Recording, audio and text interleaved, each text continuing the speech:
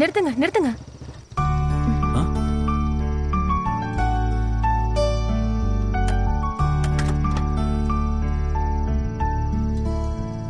என்ன ஆச்சு? அந்த கடையில சாப்பிட்டுட்டு மாத்திரை போட்டுட்டு கிளம்பலாம். நான் வீட்டுக்கு போய் சாப்பிட்டு மாத்திரை போட்டுக்கிறேன்.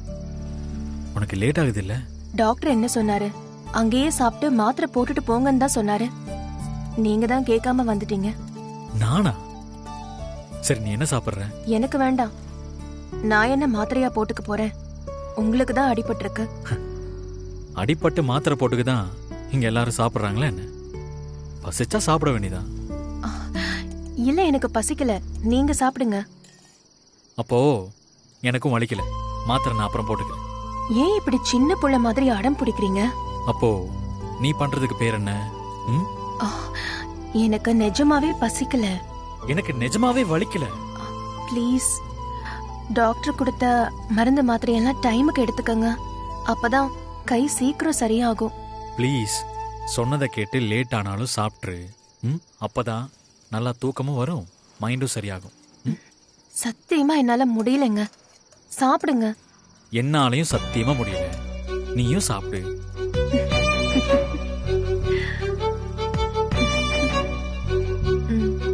நீ சாப்பிட்டா நானும் சாப்பிடுறேன். சரி, சாப்பிடுறேன். சரி, சாப்பிடலாம்.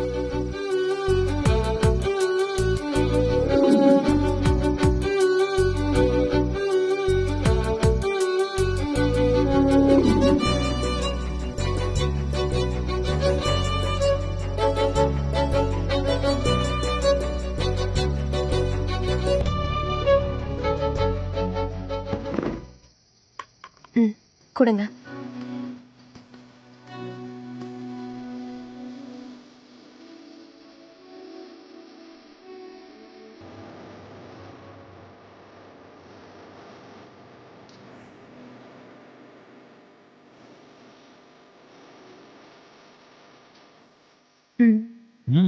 நீ சாப்பிடு. நீ சாப்பிட்டாதான் நானும் சாப்பிடுவேன்.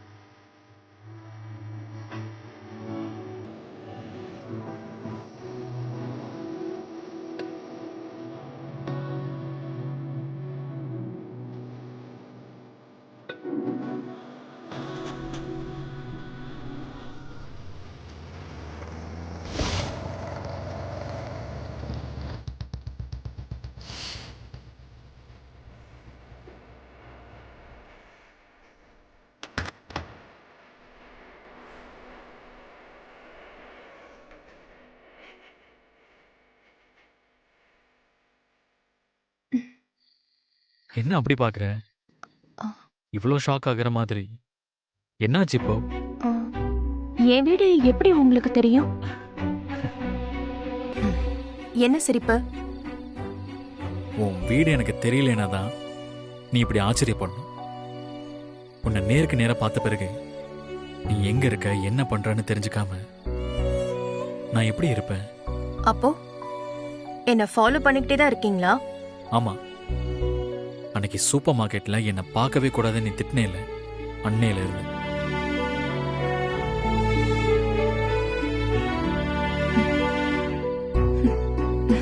அந்த சிரிச்ச முகத்தை தான் கொஞ்சம் காட்டுறது. நான் டென்ஷன்ல இருக்கேன், சிரிக்கல. அப்படியா? நீ இந்த பக்கம் திரும்பும் போது டென்ஷன் ஆயிட்ட, நீ அந்த பக்கம் திரும்பும் போது நீ சிரிச்சதுதான் பளிச்சுன்னு மின்னல் வெட்டின மாதிரி இருந்துச்சு.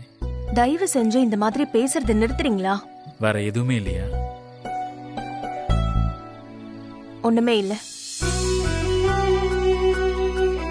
இப்ப மட்டும் இல்ல, வாழ்க்கை முழுக்க உனக்கு எந்த பிரச்சனையும் இல்லாம நான் பாத்துக்கிறேன். எப்பவும் உனக்கு தெரிஞ்சவங்க லைஃப்ல சரியான இடத்துல உன்னை கொண்டு போய் சேர்க்கிறாளா, நான் கூடவே இருப்பேன். யாரையுமே சேர்த்துக்க வேண்டான்னு முடிவு பண்ணி ஒரு தனி பயணத்தை ஆரம்பிச்சிட்டேன். அழகா போயிட்டு இருக்கு, அப்படியே போகட்டும். இல்ல அன்பு, அழகான ஒரு திரைய போட்டுக்கிட்டு நீ நிக்கிற. அதுக்கு பின்னால உன்னோட கஷ்டம், வலி, வேதனை இது எல்லாமே இருக்கு. கண்ணால பாக்குற யாருக்குமே அது தெரியாது. நான் மனசால பாக்குறேன். என்கிட்ட இருந்து மறைச்சிட முடியும்னு நீ நினைக்கிறியா அன்பு?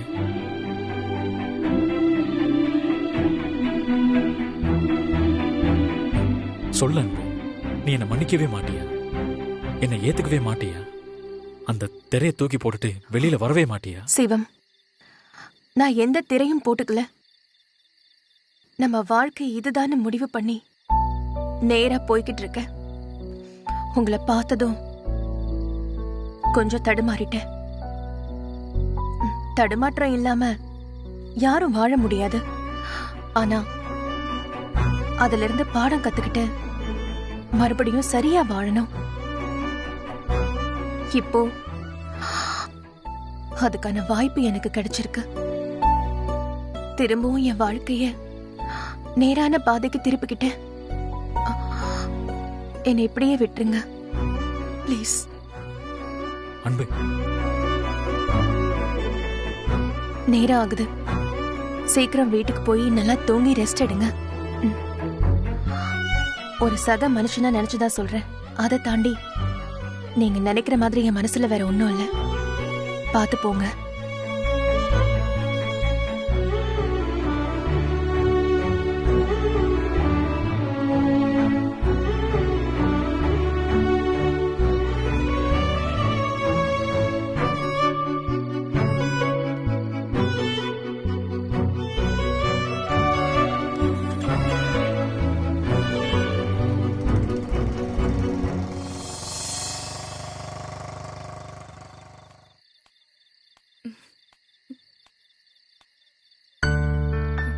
மலர், ஏன் வாசல்ல நிக்கிற? நீங்க வர லேட் ஆகுதேன்னு தான் நான் பாத்துட்டு இருந்தேன் அண்ணி. அவரு கிளம்பிட்டாரு. ஏன் அண்ணி, உள்ள கூப்பிட்டுருக்கலாம்ல. கலையும் பாரதியும் அவரை பாத்திருந்தா ரொம்ப சந்தோஷப்பட்டிருப்பாங்க. நிரந்தரம் இல்லாத எந்த சந்தோஷமும் அவங்களுக்கு வேணாம். நான் அவரை பார்க்கவே கூடாதுன்னு நினைக்கிறேன். ஆனா ஒன்னா வண்டியில வந்து இறங்குற மாதிரி ஆயிடுச்சு. ஏன் அண்ணி, என்னாச்சு?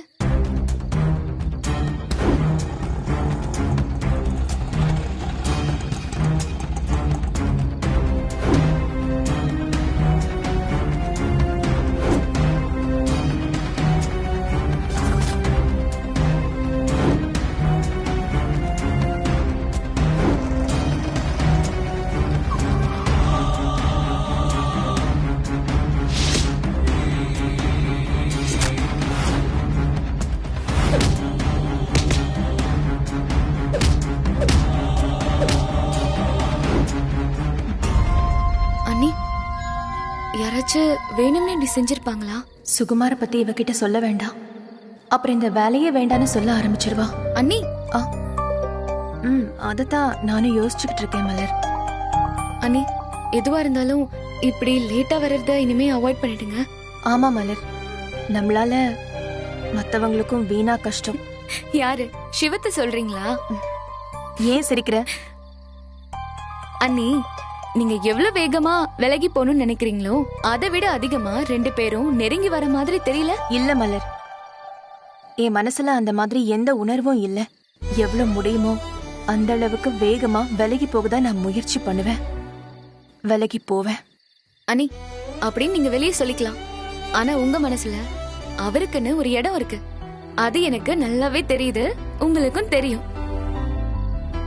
பட் இல்லன்னு ப்ரூவ் பண்ண ரொம்ப ட்ரை பண்றீங்க. இல்ல மலர், அப்படி என் மனசுல எந்த எண்ணமும் இல்ல. அண்ணி, இவர்கிட்ட உங்களால அப்படி இயல்பா ஏன் இருக்க முடியல? ஏன்னா உங்க மனசுல அவர் இருக்காருன்னு எந்த சந்தர்ப்பத்திலையும் யாருக்கும் தெரியக்கூடாதுன்னு நினைச்சு நீங்க அவரை பர்பஸா அவாய்ட் பண்றீங்க. உங்க மனசுல அவர் இல்லைன்னு உங்களுக்கு நீங்களே சொல்லிக்கிட்ட போய் உண்மையாக்க ட்ரை பண்ணிட்டு இருக்கீங்க. எனக்கு யாரும் வேணாம். என் லைஃப் இப்படிதான் இருக்கணும்னு நான் தெளிவா முடிவு பண்ணிட்டேன். அதை யாராலையும் மாத்த முடியாது. என்ன பொறுத்த வரைக்கும் அவரோட லவ் ரொம்ப நேர்மையா உண்மையா இருக்கு. நீங்க மறுபடியும் யோசிங்க அண்ணி. இத பத்தியோ அவரை பத்தியோ இனிமே நம்ம பேசாம இருக்கிறது தான் நல்லது. புரிஞ்சுக்கோ மலர். வா போலாம்.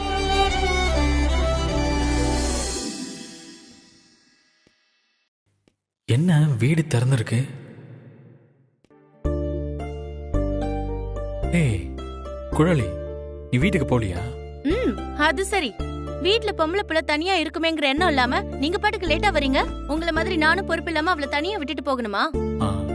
இல்ல, அது ரொம்ப தேங்க்ஸ். நீங்க வந்து தேங்க்ஸ் சொல்வீங்கன்னு நான் ஒண்ணு வெயிட் பண்ணல. நீ இனியாவுக்காக தான் இருக்கேன்னு தெரியும். ஓ, அந்த தைரியத்துல தான் நீங்க ரொம்ப லேட்டா வரீங்களா? இன்னைக்கு ஒரு நாள் தான், நாளையில இருந்து டைம்க்கு வந்துடணும். நான் இப்படி எல்லாம் உட்கார்ந்துட்டு இருக்க மாட்டேன். பாட்டி திட்டுவாங்க. என்ன உங்க முகத்துல நக்கலா சிரிப்பு தெரியுது? என்ன பார்த்தா கிண்டலா இருக்கா உங்களுக்கு? இல்ல இல்ல இல்ல, நாளையில இருந்து சீக்கிரம் வந்துடும். இன்னைக்கு ஒரு சின்ன வேலை. ஐயோ, என்ன இது கையில கட்டு போட்டிருக்கு? என்னாச்சு, அடிபட்டுருச்சா? ஐயோ, எப்படி? இரு இரு இரு, நீ பாட்டுக்கு பேசிட்டே போற. ஒன்னும் இல்ல, பைக்ல வரும்போது ஒருத்தன் இடிச்சிட்டான், அவ்வளவுதான். இருங்க இருங்க, நான் போய் மருந்து எடுத்துட்டு வரேன். அதெல்லாம் ஒண்ணும் வேண்டாம். கட்ட பார்த்தா தெரியலையா? நான் ஹாஸ்பிட்டல் போயிட்டு தான் வரேன். அதெல்லாம் தேவையில்லை. அப்படியா? ரொம்ப வலி இருக்கா? டீயாவது போட்டு தரட்டா, இல்ல சாப்பாடு எடுத்து வைக்கட்டுமா? குழலி, வலி எல்லாம் ஒண்ணும் இல்ல, நான் சாப்பிட்டு தான் வந்தேன். நீ முதல்ல வீட்டுக்கு போ, ரொம்ப லேட் ஆயிடுச்சு. பாட்டி ஏதாவது சொல்லிட போறாங்க. பாட்டி அதெல்லாம் ஒண்ணும் சொல்ல மாட்டாங்க, நான் பாத்துக்கிறேன். நீங்க தூங்குங்க. குழலி, என்ன, ஏதாச்சும் வேணுமா? இல்ல, ஒரு முக்கியமான விஷயம் சொல்லணும்.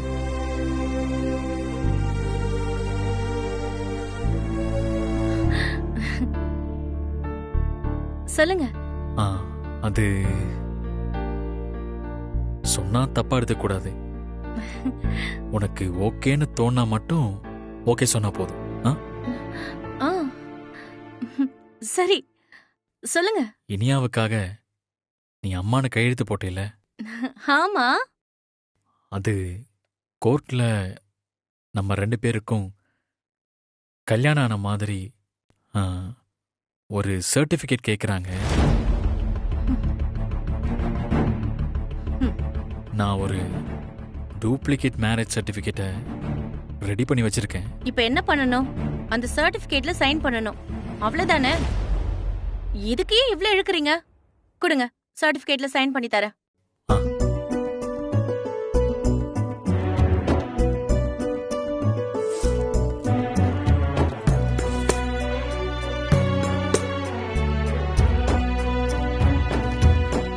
இதுதான் நான் சொன்ன டூப்ளிகேட் மேரேஜ் சர்டிபிகேட். இந்தா.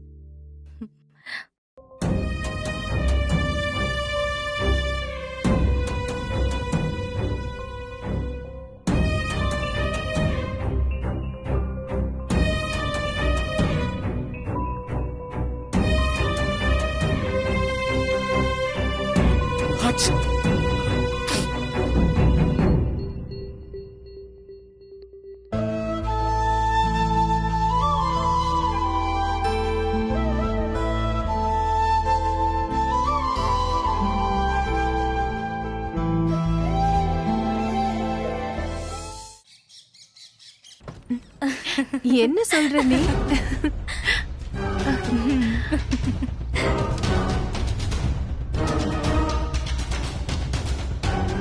ரொம்ப சிரிச்சு சந்தோஷமா இருக்காளே. ரொம்ப தப்பாச்சே. உன்னோட வாழ்க்கையில சந்தோஷத்தை பத்தி நீ யோசிக்கவே கூடாது. சூப்பர்வைசர், நீங்க தானே சூப்பர்வைசர்? நீங்க போங்க. ஓகே. ஹவுஸ் கீப்பிங் டிபார்ட்மெண்ட்லாம் ஒழுங்கா வேலை செய்தா இல்லையான்னு பாக்குறது எங்களோட வேலை இல்ல. பாருங்க எவ்வளவு அழுக்கா இருக்கு. அது இங்க பாரு, ஹவுஸ் கீப்பிங் டிபார்ட்மெண்ட்ல வேலை செய்யறவங்களோட சம்பளமும் அவங்க ஒழுங்கா வேலை செய்யறாங்களா இல்லையான்னு சூப்பர்வைசிங் பாக்குற உன்னோட சம்பளமும் யார் கொடுப்பாங்க? நீங்க 2 பேருமே ஒழுங்கா வேலை செய்யற மாதிரி தெரியலையே. யார் தரா? அநேகமா எனக்கு என்னமோ உனக்கு வீடு வீடா போய் புடவை விற்கிற வேலை தான் செட் ஆகுமோன்னு தோணுது. என்ன பண்றது, நம்ம முதலாளி தான் அவசரப்பட்டு உனக்கு இந்த வேலையை கொடுத்துட்டாருன்னு நினைக்கிறேன். வேணும்னா நான் திரும்ப பேசி 2 பை நிறைய புடவை வேணா போட்டு தர சொல்லட்டுமா? ஃபேஷன் டிசைனிங் படிச்சுட்டா தலையில 2 கொம்பு முளைச்சிடுமோ? இத பாரு, இந்த ஆபீஸ பொறுத்த வரைக்கும் எல்லாரும் எல்லா வேலையும் பார்க்கணும். என்ன நான் இப்போ என்ன பண்ணணும்? ஹவுஸ் கீப்பிங் செய்யறவங்க சரியா வேலை பார்க்காதனால நாளைக்கு அவங்க வந்ததுக்கு அப்புறமா அவங்கள மிரட்டி திட்டி வேலை வாங்குறேன். என்ன? Okay sir. ஓய் ஓய், எங்க போற? நான் சொன்னது நாளைக்கு. இன்னைக்கு நீ அவங்கள ஒழுங்கா வேலை வாங்காததுனால முதலாளி வரத்துக்கு முன்னாடி ஆபீஸ்ல இருக்கிற எல்லா ஜன்னல்ஸையும் கிளீன் பண்ணி வை. என்ன பாக்குற? போய் எடுத்துட்டு வா.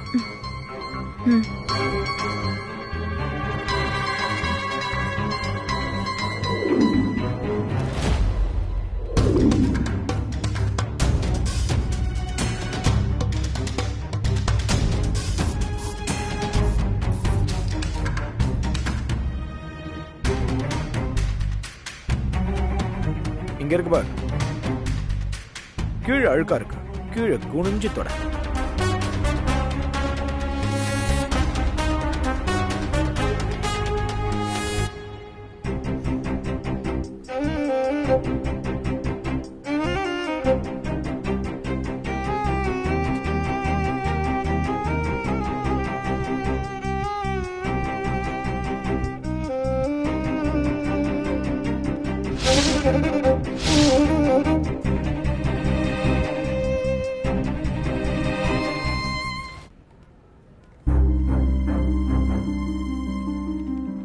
அன்பு, என்ன அன்பு இது? இந்த வேலையில நீ எதுக்கு பாக்குற? கஷ்டத்துக்காக ஒரு வேலையில சேர்ந்துட்டேன். அதுல குடுக்கிற வேலை எதுவா இருந்தாலும் செஞ்சுதானே ஆகணும். ஒவ்வொரு முறையும் என்னை பார்த்து பாவப்பட்டு என்னை கேள்வி கேட்டு கஷ்டப்படுத்தாதீங்க ப்ளீஸ். அதுக்கு இல்ல அன்பு, இந்த மாதிரி வேலையெல்லாம் இந்த கண்ணாடி துடைக்கிறதுல என் தகுதி குறைஞ்சு போயிரும்னு எனக்கு தோணல. நான் வேலை பார்க்குற இடம், அதை நான் சுத்தமா வைக்கணும், அவ்வளவுதான். ஆ, உனக்கு எதுக்கு? என்ன கேள்வி கேட்க தான் இப்ப வந்தீங்களா? இல்ல, நேத்து நீ பைக்ல வந்தப்போ உன் கொலுசு ஒன்று மிஸ் ஆகி என் பைக் ஸ்டாண்ட்ல மாட்டிக்கிச்சு. அதை கொடுத்துட்டு போலாம் தான் வந்தேன்.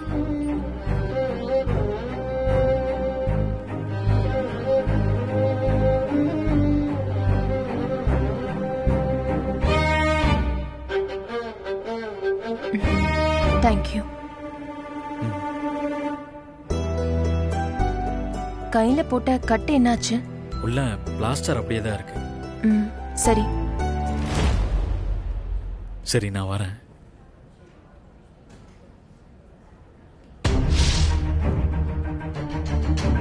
அவன் சுகுமார் தானே? அவன் தான் இங்க மேனேஜர். உனக்கு என்ன பைத்தியமா பிடிச்சிருக்கு? அவங்கிட்ட எதுக்கு வேலை பார்க்குற? வேலைக்கு சேரும்போது அவன்தான் மேனேஜர்னு எனக்கு தெரியாது. அதுக்கப்புறம் இவனுக்கு பயந்து ஓடுறது கோழத்தனம்னு தோணுச்சு. அவன் தப்பான ஆள்னு தெரிஞ்சதுக்கு அப்புறம் நீ இங்க இருக்கிறது எனக்கு சரின்னு படல. எல்லா இடத்துலயும் இந்த மாதிரி சிலர் இருக்கதா செய்றாங்க. வேலை கொடுக்கறேங்கிற பேர்ல இவனை விட மோசமா நடந்துக்கிறாங்க. அதுக்காக வேலைக்கு போகாம இருக்க முடியுமா? இவனை எப்படி சமாளிக்கணும்னு எனக்கு தெரியும். நான் பாத்துக்கிறேன். நீங்க கிளம்புங்க. ஏய், கிளம்புங்க.